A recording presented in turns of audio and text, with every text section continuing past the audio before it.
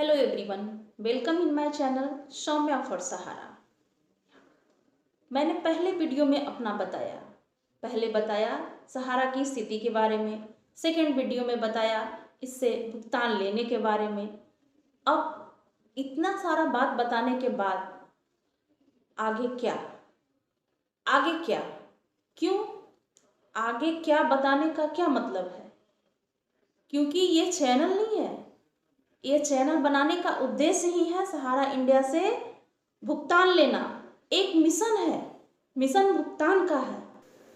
जो भी बातें होंगी वो एकदम बिल्कुल फैक्ट होंगी। अब आगे क्या? बता तो दिया, स्थिति बता दी, लेने का रास्ता भी बताया, कैसे कुछ लोगों ने लिया वो भी बताया। तो अब आगे क्या हम लोग के लिए? तो हम लोगों के लिए अब आगे जो है एक स्टेप है, वो है जो कि दिल्ली हाई कोर्ट के द्वारा भी बताया गया है और बहुत सारे लोगों ने उस कंप्लेन को कर लिया भी है। जी हाँ, आप सही सोच रहे हैं, सीआरसी में कंप्लेन। बहुत लोगों का कहना है कि हम सीआरसी में कंप्लेन क्यों करें? क्यों करें कंप्लेन? क्या मतलब बनता है? अगर भुगतान होगा तो सबका होगा, नहीं होगा तो किसी का नहीं होगा।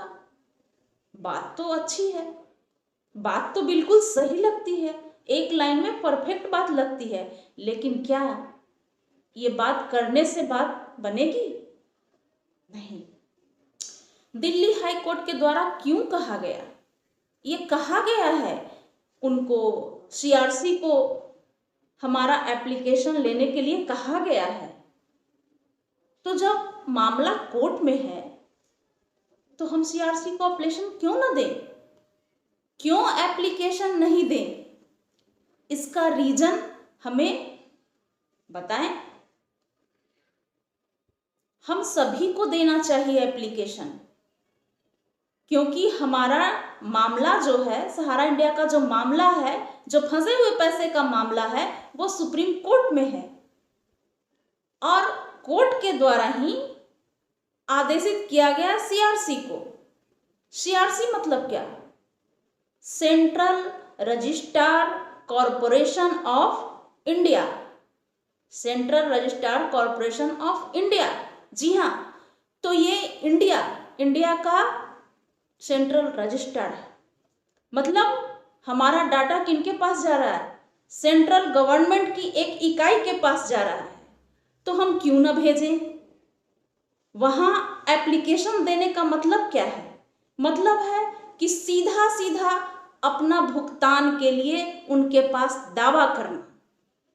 मतलब यही है कि हम अपना दावा उनके पास कर रहे हैं और जब मामला सुप्रीम कोर्ट में सुनवाई होगा, जैसा कि बताया भी जा रहा है कि 14 नवंबर को सुनवाई होना तय हुआ है, या मान लिया जाए कि किसी आगे दिन भी सुनवाई होता है, तो एक रिटेन डाटा, एक तथ्य और आंकड़ों के साथ लिखा हुआ डाटा हमारा भी पेश किया जाएगा, हमारा भी उसमें रिपोर्ट होगा।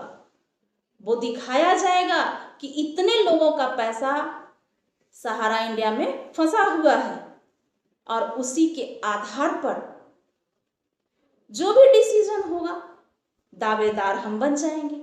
हम तो दावेदार रहेंगे, हमारी दावेदारी होगी। तो बस इसीलिए सीआरसी में हमें कंप्लेन करना जरूरी है कि कैसे अप्लाई करें, कैसे फॉर्म भरें, कहाँ से फॉर्म लाएं, कैसे भरें। तो आप किन्हीं वकील के द्वारा भी भरवा सकते हैं। उनमें 500 से 1000 रुपये का आपको चार्ज लगेगा। और नहीं तो मैं सब कुछ यहाँ पे बता रही हूँ, फॉर्म भी दे रही हूँ, जिसका स्क्रीनशॉट ले करके आप और प्रिंट करा लें। 5 से 10 रुपया लगेगा, प्रिंट हो जाएगा और प्रिंट करा के भर भी लेंगे खुद आप, क्योंकि मैं भरने का तरीका भी पूरे डिटेल में बता रही हूँ। वीडियो थोड़ी लंबी हो जाएगी लेकिन आपको आसानी होगी, कहीं जाने की ज़रूरत नहीं है। सब कुछ इसी वीडियो में मिलेगा, सारा कुछ मिलेगा। आप खुद से भरेंगे और खुद ही पोस्ट करेंगे तो अंत तक बने रहिए और देखिए पूरे डिटेल के साथ, और खुद से भर के और खुद ही भेजिए।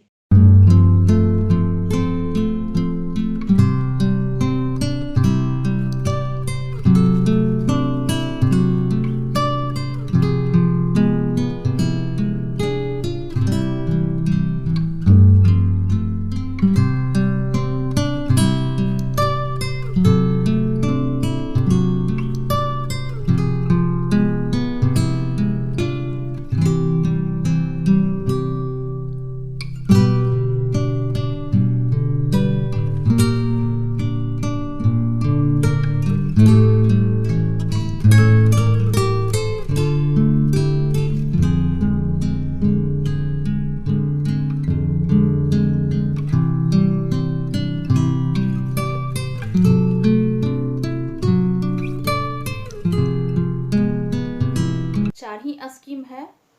फर्स्ट में है star multipurpose cooperative society limited. Second में है HICCL मतलब हमारा India credit cooperative society limited. Third में है SCCSL मतलब सहारा क्रेडिट कोऑपरेटिव सोसाइटी लिमिटेड। और फोर्थ में है SUMSL मतलब सहारियन यूनिवर्सल मल्टीपर्पज सोसाइटी लिमिटेड। ये 4 स्कीम हैं और 4 स्कीम के तहत ही हर किसी का डिपॉजिट होगा। लेकिन अगर किन्हीं का डिपॉजिट एक से अधिक स्कीम में है, मतलब मान लिया जाए कि कुछ डिपॉजिट क्रेडिट कोऑपरेटिव में है, कुछ हमारा इंडिया में है, तो उनके लिए लास्ट वाला फॉर्म है जो ऑब्लिक दे करके हमने दिखाया है, वो फॉर्म है। तो उसके तहत उनका एप्लीकेशन लिखा जाएगा। बस और कुछ नहीं करना, यही तो करना है। दो ही फॉर्म प्रिंट कराना है। एक जिस स्कीम में डिपॉजिट है उसका फॉर्म और एक पेंडिंग लिस्ट का फॉर्म। बस ये 2 प्रिंट करा लें, उसको भर लें।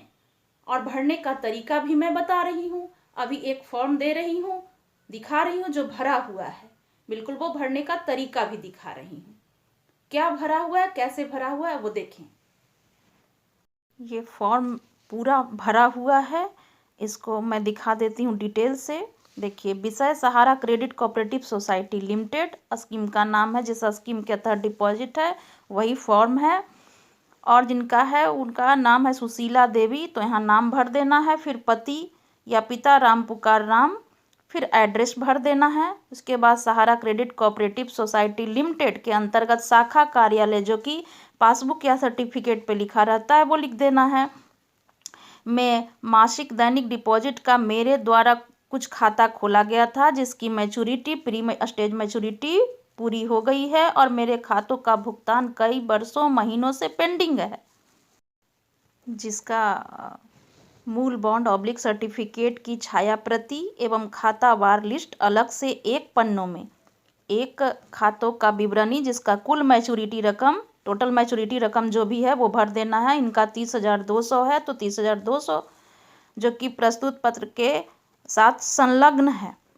इन खातों के भुगतान के संदर्भ में मेरे द्वारा कई बार सहारा इंडिया के सोसाइटी के स्थानीय शाखा कार्यालय, रीजन कार्यालय एवं जोनल कार्यालय का चक्कर लगा चुका हूं एवं सोसाइटी के प्रबंधकों से भी भुगतान के लिए पत्र एवं फोन के माध्यम से अवगत करा चुका हूं, मगर मुझे भुगतान अभी तक नहीं मिला और सिर्फ टालमटोल किया जा रहा है। मुझे पूरा संदेह है कि मेरे पैसे को ये लोग गबन करना, हड़पना चाहते हैं, जो कि यह एक गंभीर अपराध की श्रेणी में आता है। अतः माननीय महोदय से नम्र निवेदन है कि उपरोक्त भीषण स्थिति को ध्यान में रखते हुए एवं उचित कार्रवाई कराते हुए प्रस्तुत पत्र के साथ संलग्न समस्त खातों का भुगतान मैं ब्याज व जुर्माने सहित अविलंब कराने में हमारी सहायता करने की कृपा करें।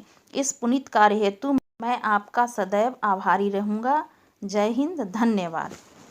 जो लगाना है, जो डॉक्यूमेंट्स इसमें ऐड करना है, वो संलग्नक समस्त खातों का, मतलब उनके हर पन्ने का फोटोकॉपी और जमा रकम टोटल भरना है। आधार कार्ड की छाया प्रति, बैंक पासबुक की छाया प्रति, समस्त मूल सर्टिफिकेट या पासबुक की छाया प्रति फोटोकॉपी, इतना ही लगाना है। उसके बाद इधर प्रार्थी का नाम, हस्बैंड नाम या पिता का नाम, अगर जेंट्स हैं तो पूरा पता प्लस मोबाइल नंबर ज़रूर देना है, आधार नंबर देना है और पता में पिन कोड ज़रूर देना। सबसे ऊपर सिग्नेचर ज़रूर करें। बस इतना ही सा काम करना है। कितना आसान कर दिया है भरना मैंने।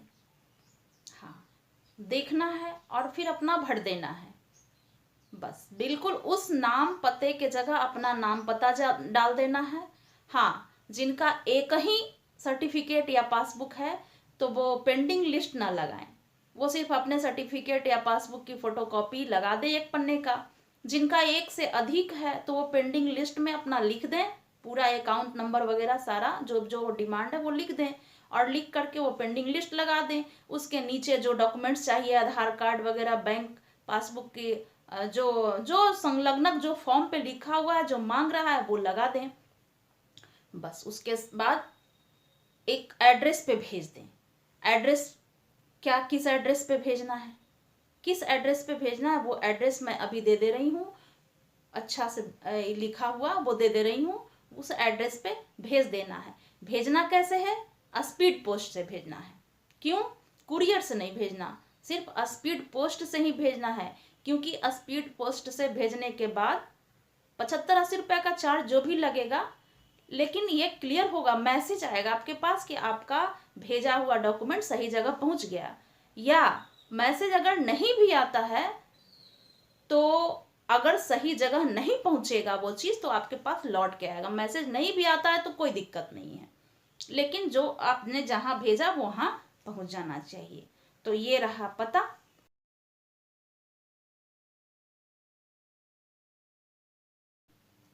इस एड्रेस को एक सादे लिफाफे पे लगा देना है या लिख देना है।